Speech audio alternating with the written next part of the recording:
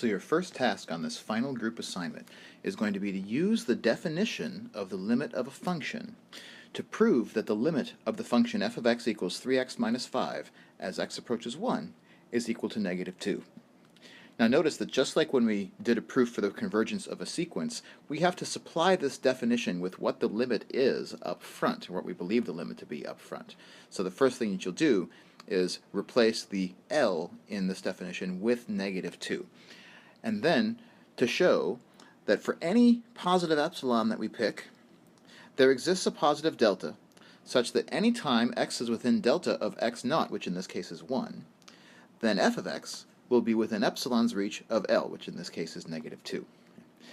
And you can probably get away with following a similar process to write a proof like this compared to the process that you wrote earlier in the semester to write a proof for the convergence of a sequence. Let's take a look at how these definitions are motivated and why. Our very last topic, or our very last set of topics for the semester, what we want to do is combine the notion of limit that we talked about for sequences and some of what we know about sets and how we work with sets.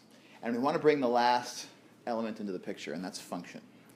So last thing we're going to do this semester is to take a look at what it means for the limit of a function in the calculus sense, so from Calc 1, what it means for the limit of a function to exist, and then how do we use that notion of limit of a function to define what it means for that function to be a continuous function. So continuous functions are the main object of this last bit of material that we're going to do.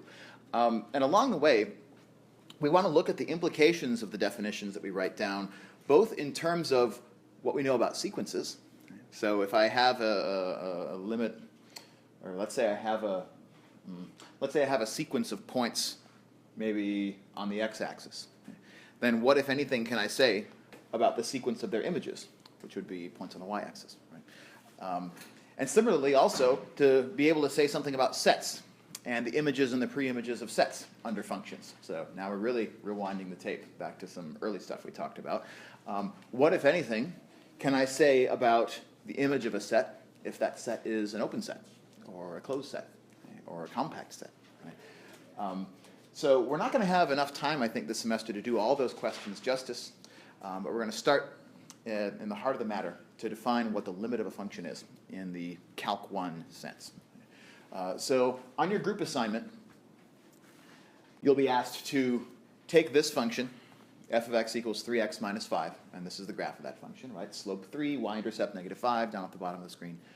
And you'll be asked to investigate why the limit of this function as x approaches 1 is equal to negative 2. So if I write that in the calculus notation, it would look like this, right? We would say the limit of 3x minus 5 as x approaches 1 is equal to negative 2. So let me start by asking, if I asked you this question when you were a Calc 1 student, how would you have answered that question? How do we know that this is the limit of 3x minus 5 as x approaches negative 2? Approaches 1. So in Calc 1, the usual trope is, well, let me just take this value that x is approaching, right? So on the x-axis we're approaching the value 1, and let me just plug that value into this expression. And when I do, I get 3 times 1 minus 5, and that's negative 2, right? So it just so happened that in Calc 1, you computed this limit by just stuffing 1 into the function. But that's a big leap. Right? This is just f of 1. And this is the, let me call it the naive. And I say naive here not with negative connotation, but just that that's what you knew at the Calc 1 stage, right? But there was something special about this function that made that true, right? If it were not so, limits would not be interesting to study. Because why would limits be interesting at all if every time we saw a limit, all we had to do was just plug that value into the function and be done? Right? That's something that we don't need calculus to do. We can do that as a pre-calc student if you just know what a function is and how to plug a value into a function. Right? So there's something more to be said here. In particular, again going back to Calculus 1, what is it about this particular kind of function that makes us able to get away with plugging the value in, and the behavior of this function near the point x equals 1 concords with its behavior at x equals 1. What kinds of functions do that? The reason we get away with that is because this is a continuous function. And so what we want to do today, just to get kind of a preview into this, is let's try and develop from a more sophisticated real analysis perspective, first of all, what it means for f to be continuous.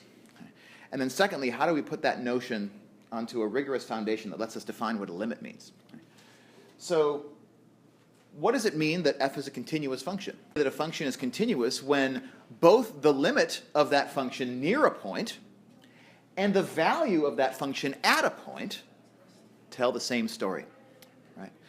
That if I know how a function is behaving nearby to x equals 1, so on the graph that's kind of this little chunk and then this little chunk, if I know how f is behaving nearby, then the behavior at, or the value at that point, is exactly what we would expect from the nearby behavior, right?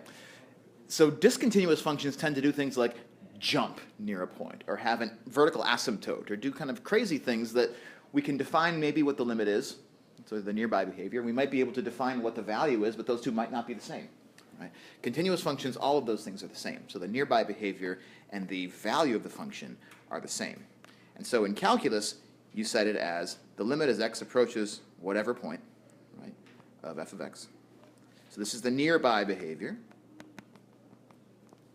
And the value of the function at that point, f of x naught, this is the at, are equal. Both of these things exist, and they're equal to one another.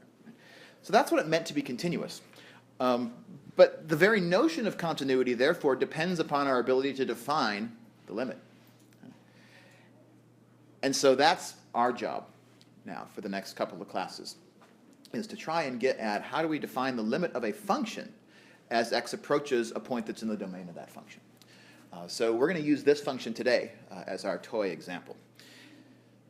So coming back to this nearby behavior idea, what we're doing when we define the limit of a function, in calculus, you usually end up sort of saying in your head, well, as our values of x get closer and closer to 1, what are our values of f of x doing? Right? So, for example, if I pick a value of x that's right here, then the value of y that corresponds to on my graph is right about here, or so. So there's my value of y. There's my f of x. And then the closer that I move x towards 1, the closer that I end up moving f of x towards negative 2. So I'll scoot this up a little bit. Right. So we need a more rigorous analytical way of putting that definition onto a firmer foundation, because we keep using words like closer and closer, and that's good for calculus. It's not good for analysis. We need to be more specific about what we mean when we say closer and closer. So we probably need a quantity that can be as small as we like. So guess who's coming to dinner?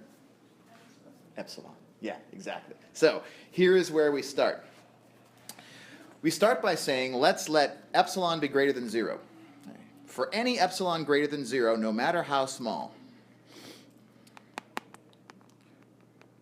for any epsilon greater than 0, no matter how small, and the role that no matter how small is going to play is, perhaps counterintuitively, our epsilon is the radius of this little interval down here. This is the interval not around my point x naught, but rather around its image. So this is f of x naught down here. So epsilon is going to be the radius of an interval around f of x naught. Let's say it's an open interval around f of x naught. So for any epsilon greater than 0, the idea is we need to be able to get epsilon close to f of x naught. We need to be able to land our y value inside of this interval. But in order to land my y value inside of this interval, what should I choose for my x value? Something that's also kind of close, probably, to my x naught, rather, here is up here at the middle of this little interval, x naught. So I need to be able to say that I can get this close to f of x naught by getting sufficiently close to x naught on the x-axis. So we also need another notion of the radius of this little interval.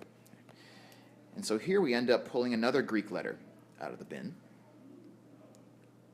We pull the Greek letter delta, lowercase d.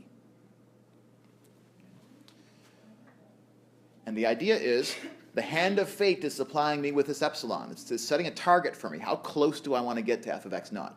And then I, as a proof writer, have to then discover a delta such that whenever my x is delta close to x naught, its image is epsilon close to f of x naught. So that's how we quantify closeness in analysis, right? Is we start by taking this epsilon, which is as small as we could ever set it to be, right? Because we don't get to choose how small it is, the hand of fate does. But then, based on that value of epsilon, we have to produce. So here's the existential assertion. There exists a delta greater than 0. And that's the radius of this interval on the x-axis centered around x naught. And then the last part of the definition just concludes with such that, I'm going to write it this way, such that whenever the absolute value, let me write that in color-coded here, such that whenever the absolute value of x minus x naught is less than delta, in other words, whenever x is within a delta's reach of x naught, it holds that the images are within epsilon. And so that is written as absolute value of f of x minus f of x naught is less than epsilon. Yeesh.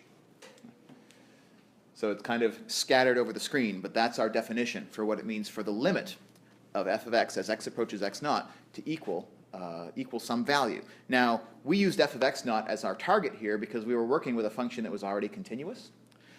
But we can use the same limit definition even on functions which are not continuous. We just have to give up the idea that the limit is equal to f of x naught. And so our actual definition for the limit of a function just says this. I'm going to write this up here at the top. And then we'll look at it actually nicely typeset. The limit of f of x as x approaches x naught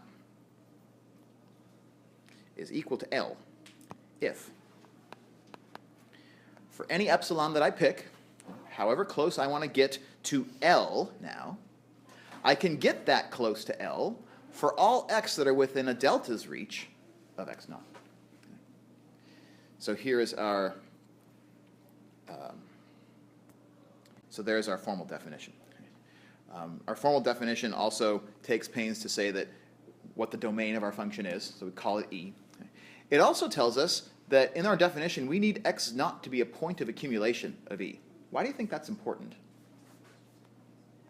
That a point of accumulation means that within any epsilon's reach of x naught, there are infinitely many points of E. E is the domain of our function here. So why do we need there to be points in the domain that are infinitely close to x naught? Because there would be no other way to have kind of a way to approach, quote unquote, x naught, unless there were points that were infinitely close to x naught. Right? If x naught were isolated, then it would be really boring to try and approach x naught. The only way to approach it is just to jump straight to it and land there. But then this is the rest of the definition. And just to wrap things up, just to get the visual, again, of how this definition works. So you're going to be asked to actually write out the proof for this function, for this value, x equals 1, to show that the limit is equal to -2. So what it says is that whatever epsilon that I pick, so epsilon sets a target for us. It says how close to -2 in this case do we want to get. So let's say that I set it right there at 0.3. What we need to do is show that there exists a delta such that we can get that close, that we can get epsilon close to our value by choosing my delta appropriately. And we want to choose our delta in a way such that the x values that are within a delta's reach of my x naught all of the f of x values lie within, here, my purple strip, right? Which is not true for this value of delta. This value of delta is too big because it has some f of x values inside of that interval on the x-axis that are outside of my purple strip. But this limit will equal -2 if we can find a delta that is small enough such that all of the points within a delta's reach of x are going to have their images within an epsilon's reach of our limit. So just to be sure that that's true, let's zoom in on this.